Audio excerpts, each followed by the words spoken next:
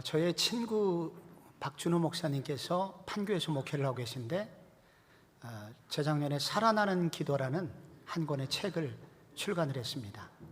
이 책의 서문에 보면 그 교회에 아마도 한 신실하신 집사님께서 어느 날부터 기도회를 안 나오시는 이야기가 나옵니다.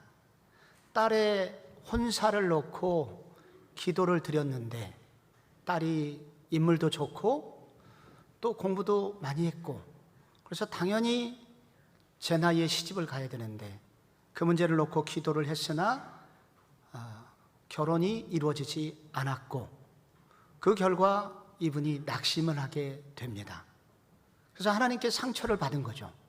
그래서 어느 날부터 다른 곳은 나오는데 교회 기도하는 자리에는 나오지 않게 되었다고 그분이 기록을 하고 있습니다. 한참 뜨겁게 기도를 하시던 분들이 어느 날부터 기도에 열기가 식고, 그리고 기도를 잃어버리는 분들이 많이 있습니다. 기도의 열정을 잃어버리고 기도로부터 떠나시는 분들이 있는데, 그것은 바로 이 기도 응답이 되지 않은 것에 대한 하나님을 향한 서운함, 섭섭함, 그리고 상처, 이런 것들 때문에 결국 기도의 자리를 나오지 않게 되는 분들이 많이 있습니다. 출애굽한 이스라엘 백성들에게 하나님은 시내산에 머물게 하셨고, 거기서 성막을 만들라고 설계도를 주셨고, 그리고 건조하도록 그렇게 요청을 하셨습니다. 성막이 왜 이렇게 성경에 길게 기록이 되어 있냐면 중요하기 때문입니다. 성막은 하나님을 만나러 가는 약도와 같습니다. 성막을 크게 세 부분으로 나누게 되는데, 성막에 뜰이 있고 여기에 번제단과 물두멍이 있으며, 그리고 성소가 있고, 그리고 더 깊숙한 곳에 지극히 거룩한 지성소가 있습니다. 바로 지성소에는 언약궤가 있고 거기에 하나님의 임재가 있는 곳입니다. 그래서 뜰을 지나 성소, 지성소 가까이 가게 되면 조금씩 더 깊이 있게 주님을 만난다는 뜻이고, 그리고 하나님을 만남의 장소가 가깝다는 그런 의미가 있습니다. 바로 이 뜰과 지성소 사이에 성소가 있습니다. 이 성소 안에는 세 가지가 있죠. 들어가자마자 왼쪽에 금등대가 있고, 그리고 그 앞에는 오른쪽에 마주보고 있는 곳에 떡상이 있고, 그리고 바로 커튼이 넘어가면 이제 지성소인데 그 커튼 바로 앞에 분향단이라는 것이 있습니다. 이것이 가운데 있는 이유는 바로 뜰의 신앙으로 머물지 말고 지성소, 우리 주님께 더 가까이 가는 신앙인이 되라. 그래서 이 성소의 모든 기구들이 의미하는 바는 바로 우리 신앙인의 성장에 대하여 우리가 어떻게 주님께 더 가까이 갈 수 있는지에 대한 매우 중요한 영적 의미를 담고 있습니다. 특별히 이 분향단은 어떤 의미가 있을까요? 이 분향단을 일컬어서 이 계시록 5장 8절이 분향단의 향이 이런 뜻이라고 나와 있습니다. 같이 한번 읽어볼까요? 시작. 책을 취하심에 네 생물과 24장로들이 어린 양 앞에 엎드려 각각 검은 고와 향이 가득한 금대접을 가졌으니 이 향은 성도들의 기도들이라. 그래서 이 분향단의 이 향은 기도라는 것입니다. 그런데 이 분향단에서 얽힌 구약에 끔찍한 사건 두 가지가 있습니다.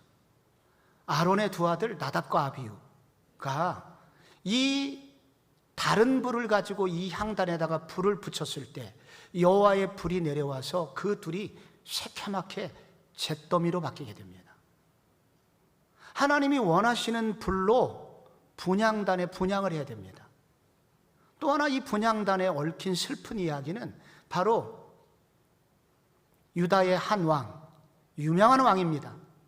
제2의 다윗처럼 영토를 확장시킨 왕입니다. 그런데 이 왕이 말년에 교만해졌습니다. 그래서 제사장들만 분향할 수 있는 분향단에 들어가서 향불을 붙였습니다. 80명의 신실한 제사장들이 말렸습니다. 이것은 말씀에, 율법에 어긋납니다. 그리 마소서. 그들을 뿌리치고 끝까지 고집스럽게 향불에 불을 붙이는 그때 얼굴에 나병이 생겼습니다. 그의 이름은 오시야라는 왕이죠. 그래서 우리의 기도가, 분향단은 기도를 의미하는데 우리의 모든 기도가 기도는 아니라는 것입니다. 우리의 어떤 기도는 쓸모없는 기도도 섞여 있다는 것입니다. 우리의 모든 기도가 응답받는 기도가 아니라는 것입니다. 그래서 하나님이 기뻐하시는 바른 기도, 응답받는 기도는 어떤 기도인가?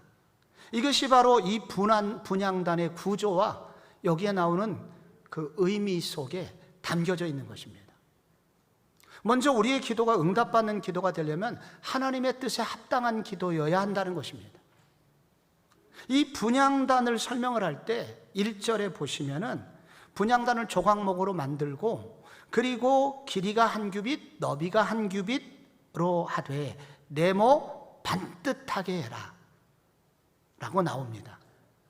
그리고 그 위에 금태를 두르고 그리고 그 위에 금향로를 두어라. 바로 이것이 바로 이 분향단의 구조입니다. 그런데 여기서 네모 반듯하게 하라고 하죠. 이 성막들에 있는 번제단도 네모 반듯합니다. 그러나 크기는 분향단이 5분의 1 정도, 네모 반듯한 크기입니다. 그래서 이 네모 반듯하다는 것은 무슨 뜻이겠습니까? 하나님의 성품이시죠. 하나님의 성품이 공의로우십니다. 하나님의 뜻, 하나님의 성품에 맞는 기도, 곧 성경적인 기도일 때 이 기도는 의미가 있다고 하는 것입니다.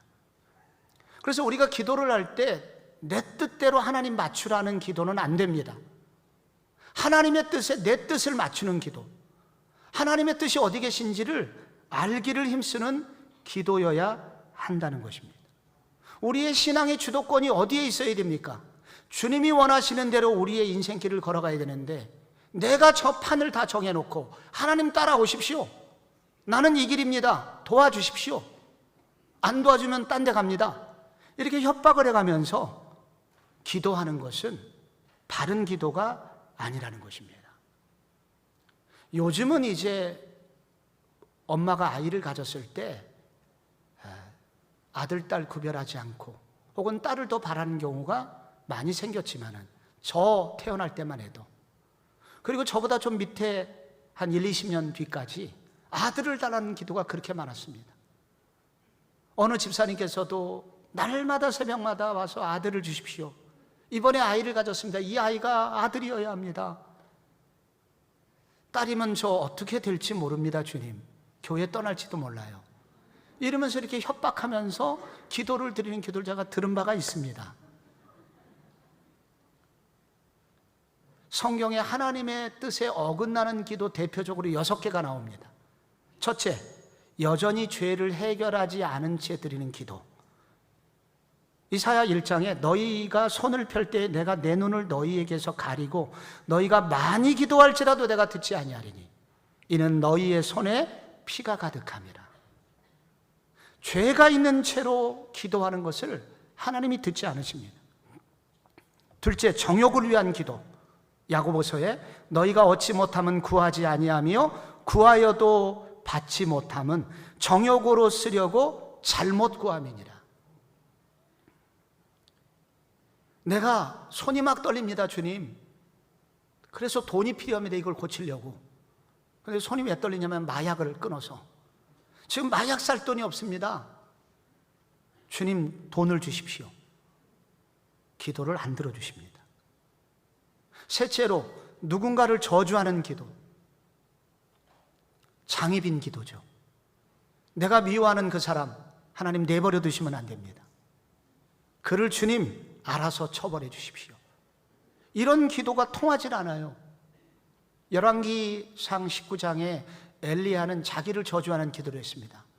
주님, 나는 죽어 마땅합니다, 내가 죽기를 각오하오니 제발 내 생명을 거두어 가십시오. 어떻게 되었을까요? 하나님이 그 기도를 듣지 않으셨습니다. 실제로 어느 권사님께서 남편 때문에 너무 속상해서 몇 년 동안 주님 이 사람 좀 데려가 주십시오 라고 기도를 하셨어요. 하나님이 들어주셨을까요? 쌩쌩하게 지금까지 살아계십니다. 안 데려가셨는데 그렇게 뜨겁게 기도한 3년 후에 그분이 드디어 교회를 나오셨어요.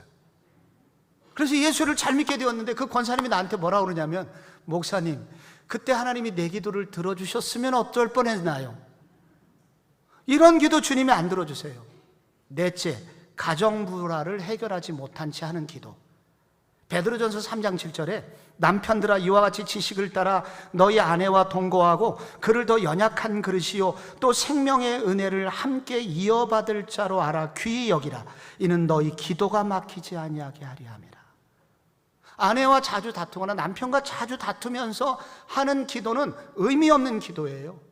그거부터 해결을 하라는 것입니다. 다섯째, 위선적 기도. 내 경건을 자랑하는 기도입니다. 마태복음 6장에 또 너희는 기도할 때에 외식하는 자와 같이 하지 말라. 그들은 사람에게 보이려고 회당과 큰 거리 어귀에 서서 기도하기를 좋아하느니라. 내가 진실로 너희에게 이르노니 그들은 자기 상을 이미 받았느니라. 기도를 가만히 듣고 있으면 이 기도가 하나님 들으라고 한 기도인지 사람 들으라고 하는 기도인지, 내가 이렇게 경건하다는 걸 자랑하려고 하는 기도인지 구분이 안 갈 때가 있습니다. 이런 기도는 하나님이 기뻐하시지 않는다. 내 경건을 자랑하는 기도는 중단해라. 그리고 마지막 여섯 번째, 쉽게 포기하는 기도입니다. 하나님이 이제 기도를 응답할 준비를 하셔서 응답을 주시려고 내려오셨는데 이미 사라져 버렸어요. 금방 낙심해가지고.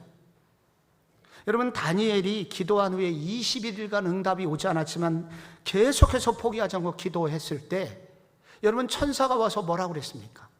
하늘에서 응답을 가지고 내려오다가 여기 바사국, 아마 어떤 영적 존재, 하나님의 뜻을 방해하는 그 영적 존재와 만나서 그거를 제압하고 내려오는데 21일 걸렸다.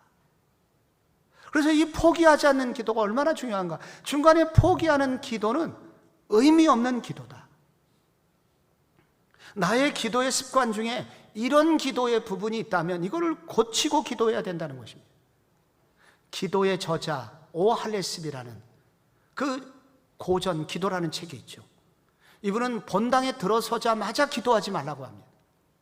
본당에 들어와서 10분, 15분을 묵상하십시오. 그러면서 마음을 정리하고 기도의 방향을 정하십시오. 내가 오늘 어떤 기도를 드릴 것인가, 하나님 앞에 어떻게 나아갈 것인가를 그렇게 생각하는 시간을 가질 때 그 기도가 바른 기도가 되고 하나님과 깊이 교제할 수 있는 기도가 된다고 말을 하고 있습니다. 하나님께 바르게 기도하는, 하나님이 기뻐하시는 기도를 설계하는 기도자가 그런 기도를 또한 드릴 때 그 기도는 응답받는 기도가 된다고 합니다. 둘째로, 여러분, 이 분향단이 알려주는 응답받는 기도는 권세가 있는 기도입니다. 오늘 이 분향단의 네 모서리에 뿔이 달려 있다고 기록이 되어 있습니다. 그래서 네 뿔이 달려 있는 것이죠. 번제단에서도 뿔이 4개가 달려 있었죠. 이 뿔은 언제나 구약에서 능력을 상징합니다. 황소의 뿔, 들소의 뿔은 힘입니다. 그래서 힘 있는 기도를 해라, 능력 있는 권세 있는 기도를 하라는 그런 뜻입니다. 그런데 이 힘의 근원은 어디로부터 오는 것일까요? 이게 10절에 나오고 있습니다. 아론이 1년에 한 번씩 이 향단불을 위하여 속죄하되 속죄제의 피로 1년에 한 번씩 대대로 속죄할지니라. 이 제단은 여호와께 지극히 거룩하니라. 여기 1년에 한 번씩 드리는 속죄제, 평소에 드리는 속죄제가 있지만 1년에 한 번씩 드리는 특별한 속죄제가 있습니다. 그것은 바로 대제사장이 양 2마리를 가지고 드리는 특별한 속죄제죠. 그 날을 대속죄일이라고 합니다. 7월 10일. 이 대속죄일에 이 대제사장이 양 2마리 중에 하나를 제비 뽑아가지고 한 마리의 피를 소반에 담아가지고 들어와서 1년에 한 번 들어갈 수 있는 지성소에 들어가게 됩니다. 그 지성소 들어가기 직전에 바로 이 대제사장이 바로 분향단의 네 모서리 뿔에다가 이 피를 바르게 됩니다. 그렇게 될 때 어떻게 됩니까? 지극히 거룩하게 된다고 성경이 말하고 있습니다. 그래서 이 번제단에서 잡은 이 어린 양의 피를 가지고 와서 분향단에 바를 때 여러분 이때 권세가 나간다는 것입니다. 무슨 뜻이겠습니까? 어린 양 예수 그리스도께서 우리의 죄를 용서해 주신 것이 모든 우리의 기도의 근거입니다. 그분이 우리의 죄를 속죄해 주신 거예요. 속죄양 예수님이 십자가에서 돌아가셨죠. 그래서 그 피를 발라가면서 기도를 하라는 얘기입니다. 그런데 신약에서 우리가 한 가지 더 알게 된 사실이 있습니다. 그 죽으신 예수님이 부활하셨다는 것입니다. 죽음을 이기는 힘을 예수님이 가지고 계시죠. 근데 그 예수님은 지금 어디 계십니까? 승천하셔서 하나님 보좌 우편에 앉아 계십니다. 보좌 우편이란 것은 성부 하나님이 성자 예수 그리스도에게 우주의 전권을 주셨다는 뜻입니다. 그게 그리스도인 것입니다. 그래서 우리가 예수 그리스도 그럴 때 나사렛 예수, 그분이 그리스도가 되셨어요. 그래서 온 우주의 주권을 그분이 가지고 계시다는 것입니다. 그래서 그 예수님이 제자들에게 뭐라고 하셨습니까? 하늘과 땅의 모든 권세를 아버지가 내게 주셨는데 너희는 모든 족속으로 제자를 삼아라 하시면서 내가 세상 끝날까지 너희와 항상 함께 있으리라 약속하셨죠. 그래서 제자들이 그 이후에 권세 있는 기도를 하게 됐는데 그 권세는 다른 것이 아니라 예수의 십자가와 부활과 그리스도 되심을 의지해서 기도를 했다는 것입니다. 그래서 그들이 권세 있는 기도자가 됐죠. 여러분, 베드로와 요한이 성전 미문 앞에 있었던 평생 신체 장애로 한 번도 걷지 못했던 분을 향하여 뭐라 그랬습니까? 은과 금은 내게 없거니와 곧 나사렛 예수 그리스도의 이름으로 일어나 걸으라. 그렇게 했을 때 그가 벌떡 일어났죠. 여러분, 여기 예수 그리스도의 이름은 바로 이런 것입니다. 그래서 권세 있는 기도란 다른 게 아닙니다. 목소리를 크게 하라는 뜻이 아닙니다. 바로 예수 그리스도의 십자가에서 내 죄를 속해 주신 그 사랑을 힘입고 부활의 권세를 가진 죽음을 이기신 그 권능의 예수를 힘입고 지금도 온 우주를 다스리시는 그리스도의 권세를 힘입어서 그 힘에 의해서 기도할 때 우리의 기도는 능력이 있으며 우리의 기도는 응답받는 기도가 된다는 것입니다. 청소년 시절에 은평구에서 몇 년 살았는데 그때 잊을 수 없는 그림 한 장이 제 속에 딱 찍혔습니다. 그때는 보이스카웃이라고 있었는데 초등학교 4, 5, 6학년 아이들 뽑아가지고 미래 지도자를 만드는 훈련 코스이지 않습니까?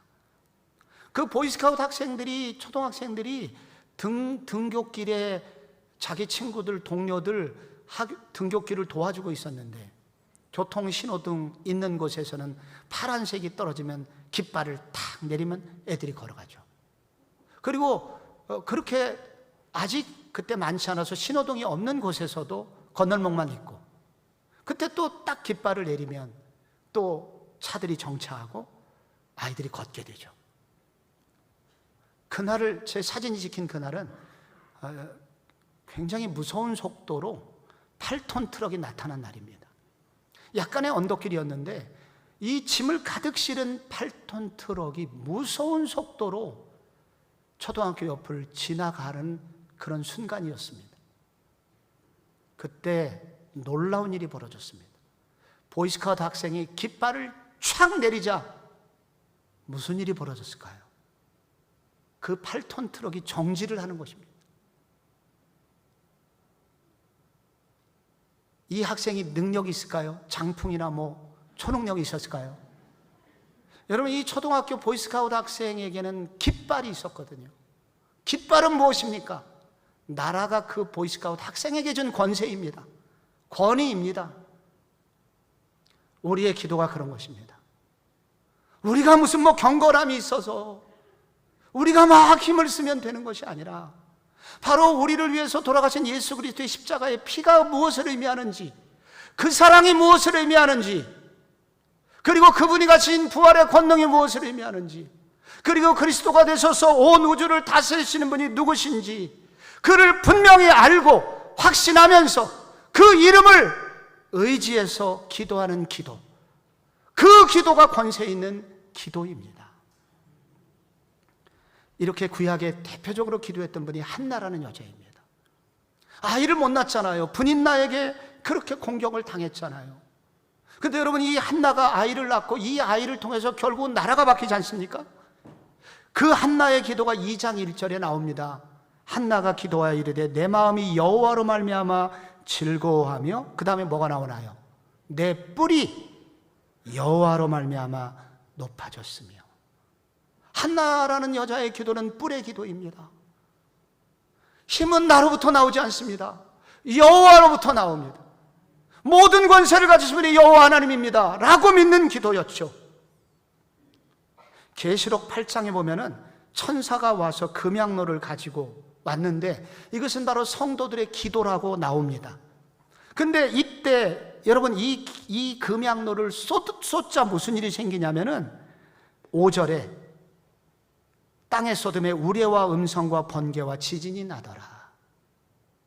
그래서 여러분, 이 성도의 기도는 우주의 운명을 좌우하고 있다는 것입니다.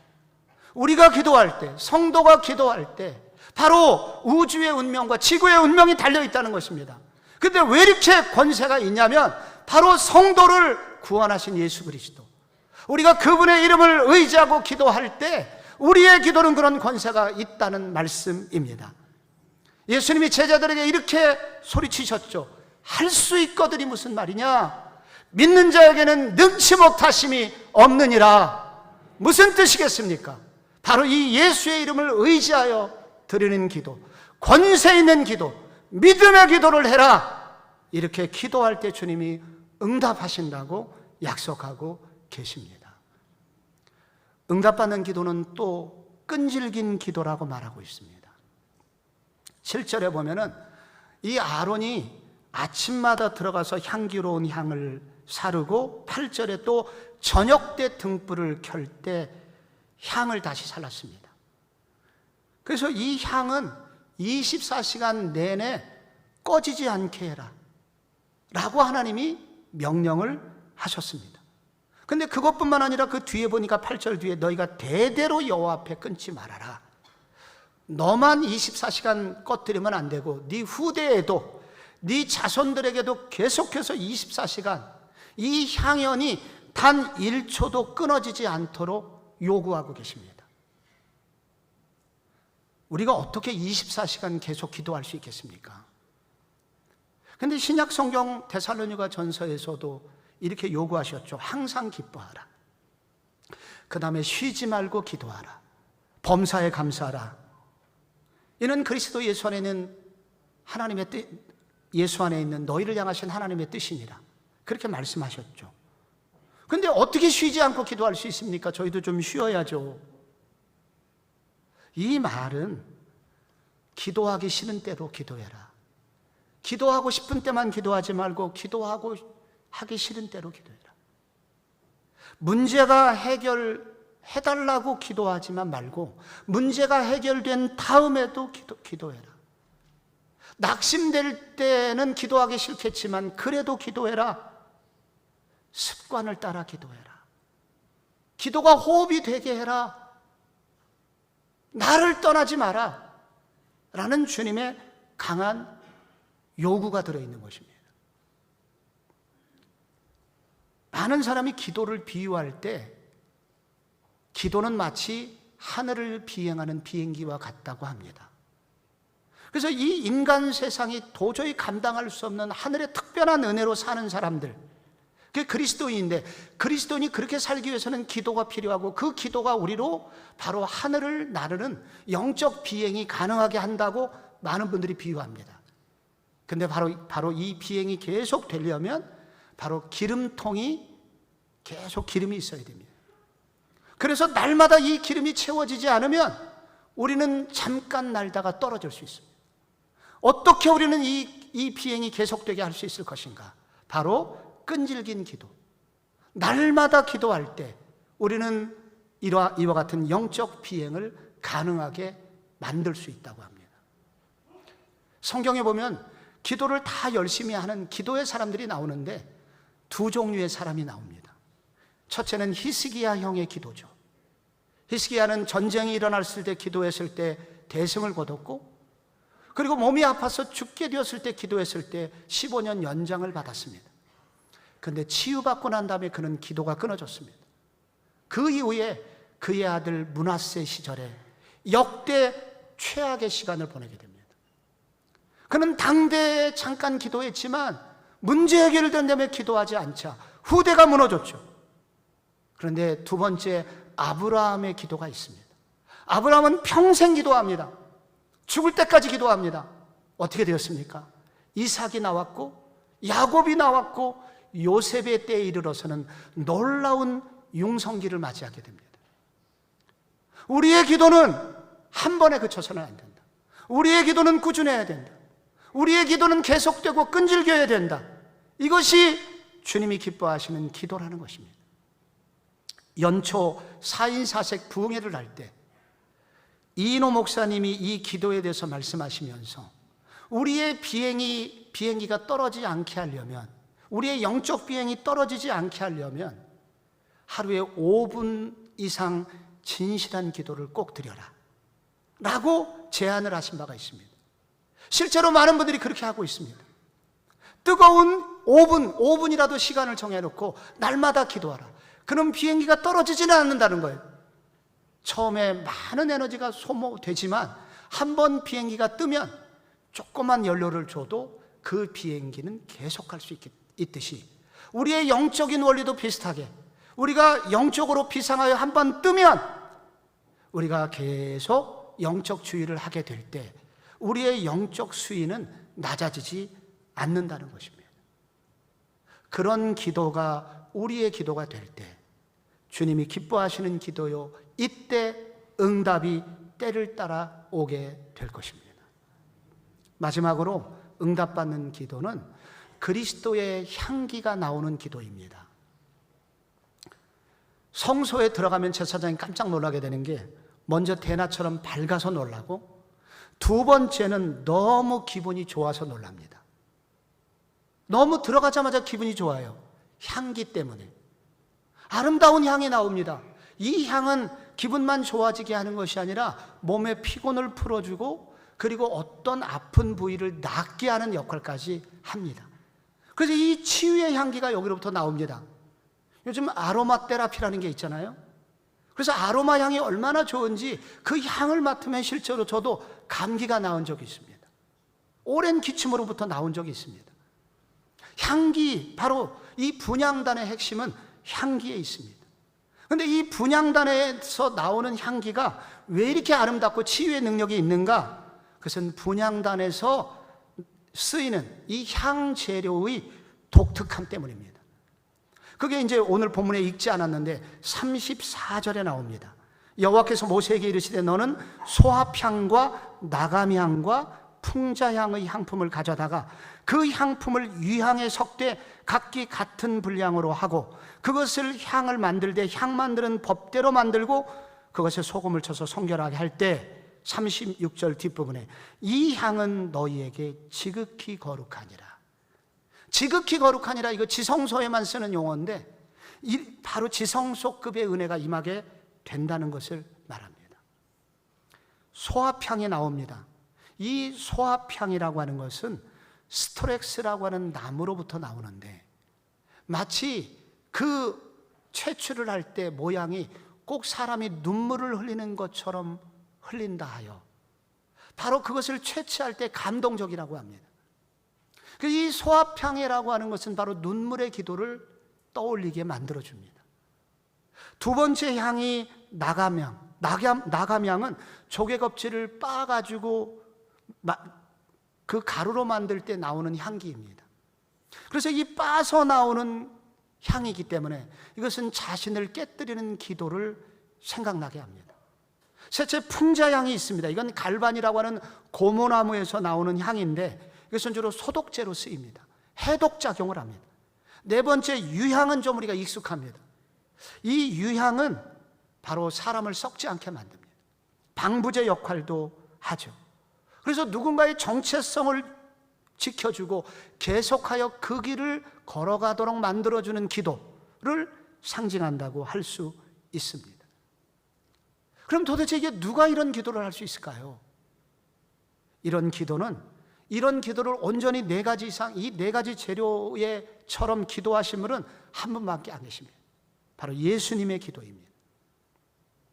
예수님은 소아팡의 기도를 하셨습니다. 히브리서 5장 7절에 보면 그는 육체에 계실 때 자기를 죽음에서 능히 구원하실 이에게 심한 통곡과 눈물로 간구하셨습니다. 그래서 그리스도의 기도는 눈물의 기도였습니다. 그리스도의 기도는 나감양의 기도였습니다. 자신을 깨뜨리는 기도였죠. 겟세마네 기도, 기름틀이라는 뜻이지 않습니까? 쥐어 짜듯이 기도합니다. 누가복음 22장에 힘쓰고 애써 더욱 간절히 기도하셨습니다. 풍자양의 기도는 독소 제거의 기도죠.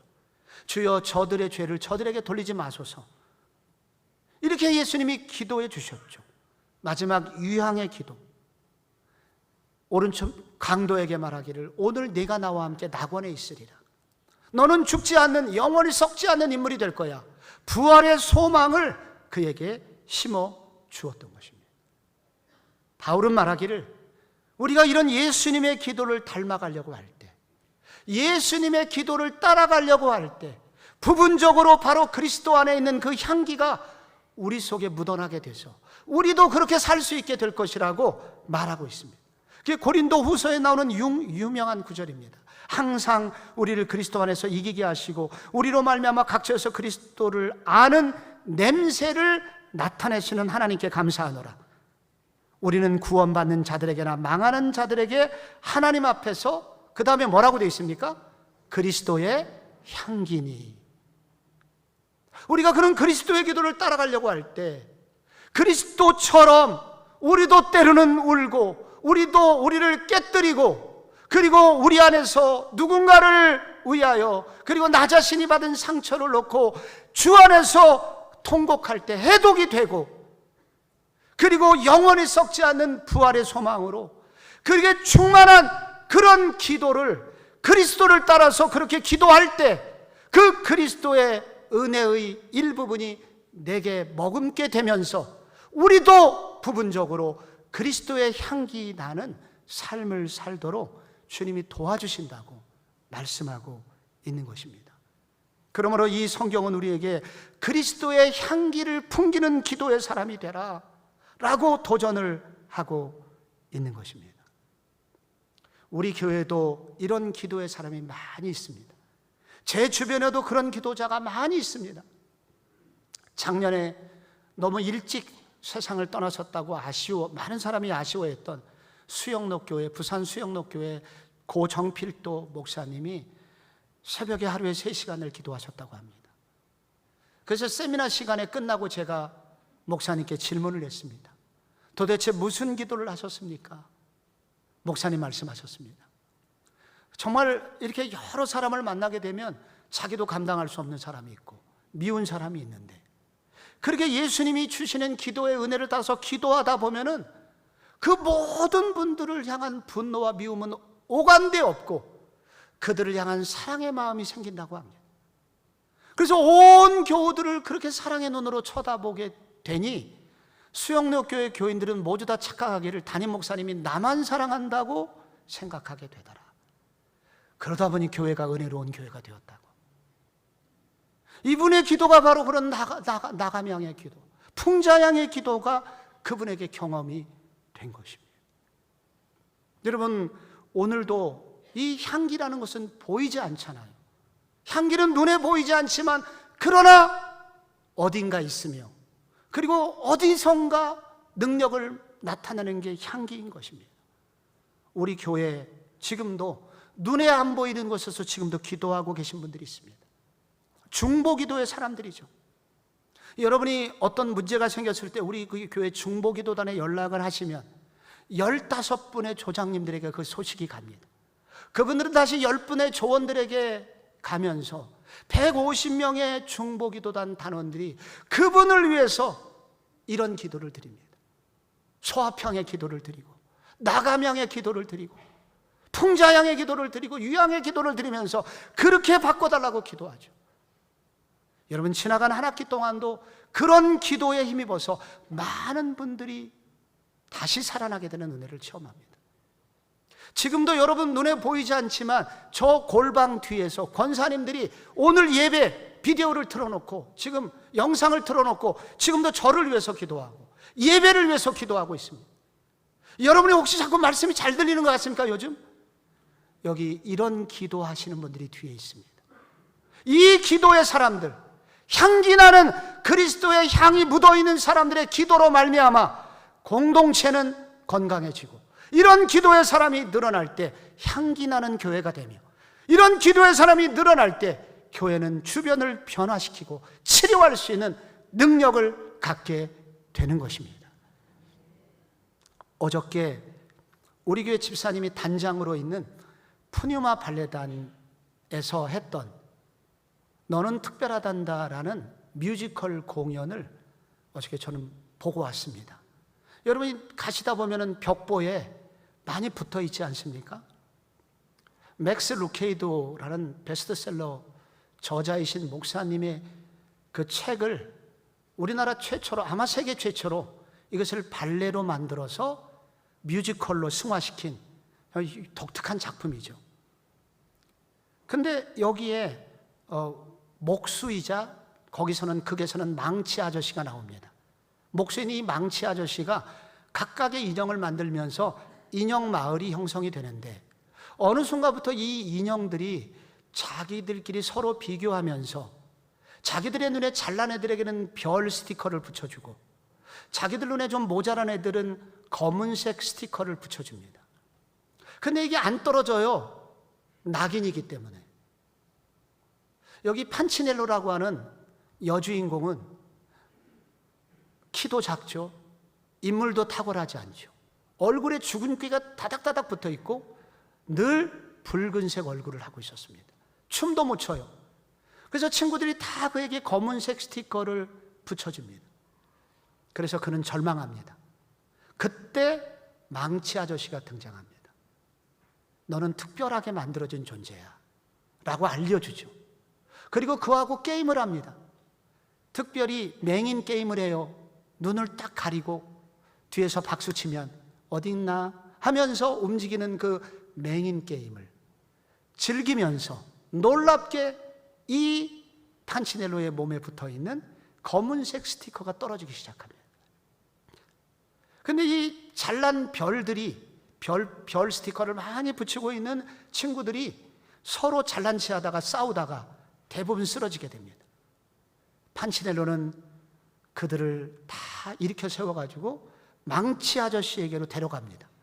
그러자 한 번만 만져주면 고장난 아이들이 다 고침을 받게 되고, 그들도 이 망치 아저씨가 와 함께 게임을 즐기기 시작합니다.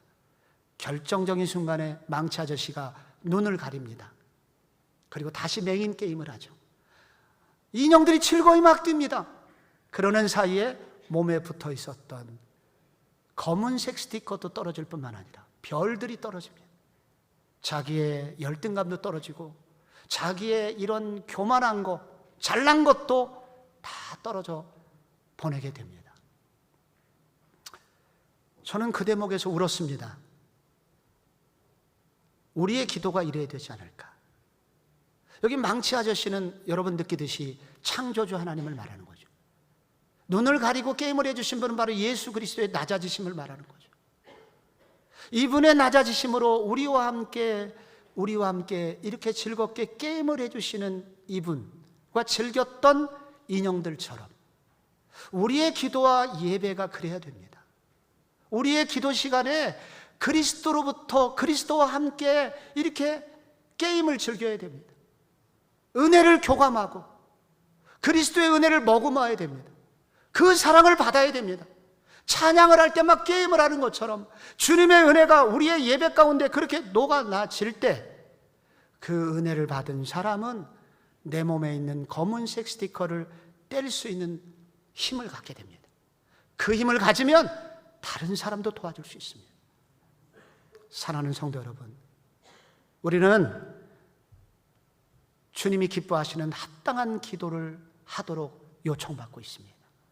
많이 기도하는 것도 중요하지만 주님이 기뻐하시는 기도, 주님이 원하시는 기도의 길을 걸어감으로 많은 응답을 체험하고 저장했다가 많은 사람을 살리는 주님의 귀한 일꾼들로 쓰임받기를 축복합니다.